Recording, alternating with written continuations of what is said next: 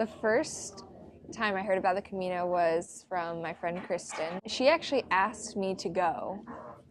How long ago was this? Probably like 3 years ago. Okay.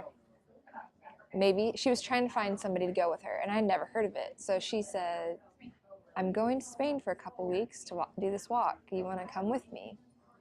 And I was like, oh, tell me more, because I love adventure. You know, it was a pilgrimage. You know, my faith is important to me. So I was like, tell me more. Well, I'm going these dates, and, you know, I'm doing the last 2 weeks of it or whatever. Yeah.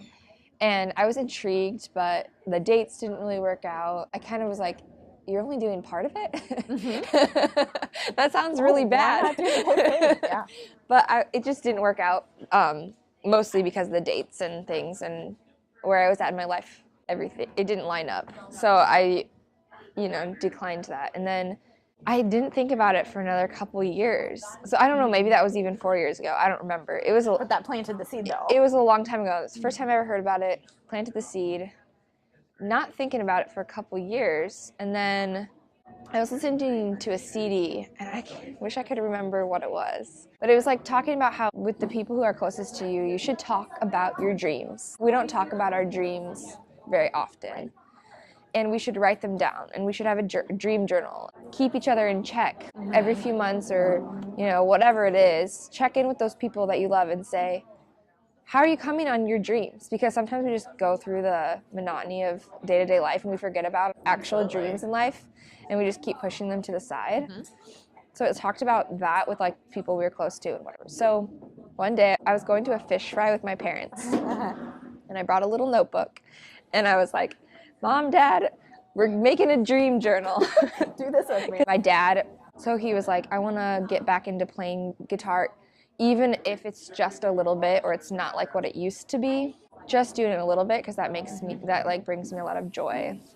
And my mom was like, I want to bike across Luxembourg. She's 100% Luxembourgian, I did not know that. Luxembourger, whatever it's called. Uh-huh. Yeah, and so she was like, I want to come back and I want to bike across, because it's this little beautiful country. Mm-hmm. When we were on the trains and stuff, she's like, I want to bike across this. Anyway, so we were talking about, those goals, and I never got to my goals.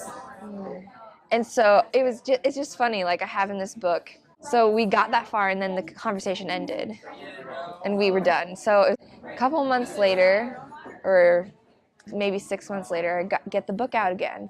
Hey, remember your goals of this and this? Do you have any new goals? Do you have any progress towards these goals? Also, I never got to share my goals. And they were like, oh yeah, what are your goals? Just out of nowhere. I don't know why I thought of it, because I hadn't thought about it since Kristen had asked me. I was like, I want to walk the Camino de Santiago. I set that as a goal.